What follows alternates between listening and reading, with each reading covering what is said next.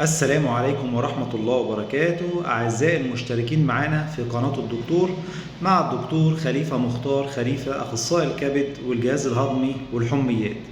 النهاردة إن شاء الله هحكي لكم قصة قصيرة كده مع السلسلة بتاعتنا اللي هي قصة وعبرة عشان نستفيد من الموضوع ونعرف إيه اللي بيضر وإيه اللي بينفع. طبعا القصة ديت بطلها النهاردة معانا عم الحاج سيد. عم سيد ده راجل طيب ربنا يديله الصحة. القصة ديت طبعا أحداثها كلها حصلت في شهر رمضان اللي فات.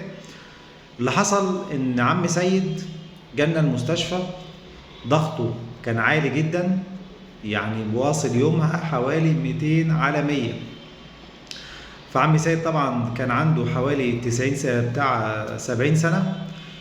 عم سيد كان جاي بيعاني من صعوبة شديدة في التنفس وعنده كرشة نفس شديدة، وطبعا تيجي تسمع صدره تحس يعني زي ما يكون في كركرة، زي ما الناس بتقول بالبلدي كده، زي ما الواحد بيشرب جوزة كده ولا شيشة وتلاقيه بتكركر كده.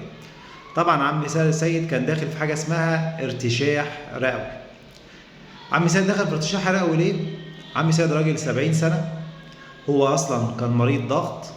في رمضان كان بيصوم، بياخد العلاج بتاعه منتظم فيه، بس طبعا جه في اليوم الثامن من شهر رمضان وكان الاستقبال الساعة 10 بعد صلاة التراويح وهو بيعاني من كرشة نفس شديدة.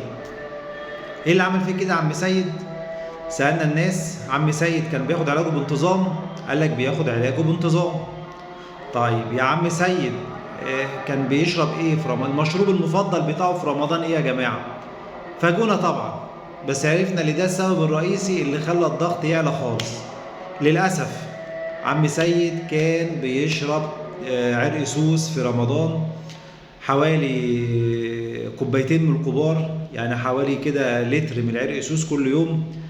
ومفيش حد قال له خالص ان العرق سوس دوت بيعلي الضغط جدا. ففضل 8 ايام يشرب كل يوم عرق سوس، بدأ يحس بصداع كل يوم. طبعا ما قاسش الضغط ولا حاجة. جه في اليوم الثامن زي ما قلنا بعد صلاة العشاء كان ضغطه 200 على 100، على الرغم اللي هو كان منتظم في علاج الضغط، بس العرق سوس بيعلي الضغط جدا، بيعلي الضغط جدا، وكان سبب رئيسي ان عمي سيد يحصل له حاجة اسمها بالمونر إديمة او ارتشاح رئوي من علو الضغط. طبعا عمي سيد ادينا له الاسعافات الاوليه في الاستقبال واتحجز في العنايه، بس للأسف عم سيد اتحط على جهاز تنفس صناعي ومات للأسف تاني يوم. وكان السبب في موت عم سيد هي أعمار وأقدار طبعا، بس العرق سوس لعب لعبته في الموضوع ده، لأن العرق سوس بيعمل احتباس للأملاح وفي المية في الجسم، وبالتالي العرق سوس دوت ممنوع لمريض الضغط، ممنوع في مريض الكلى أو الكلى، ممنوع في المرضى اللي هم عندهم أمراض مزمنة. ليه يا دكتور خليفة؟ قال لك لأن العرق سوس ده بيعمل احتباس للسوائل في الجسم، وبالتالي ممكن يزود بيرفع الضغط طبعا، وبالتالي ممكن يرفع حاجة اسمها البوتاسيوم والصوديوم في الدم، وبالتالي بيبقى خطر على مريض الكلى، خصوصا موضوع البوتاسيوم لما بتعمل حاجة اسمها اريزميا أو ذبذبة في ضربات القلب.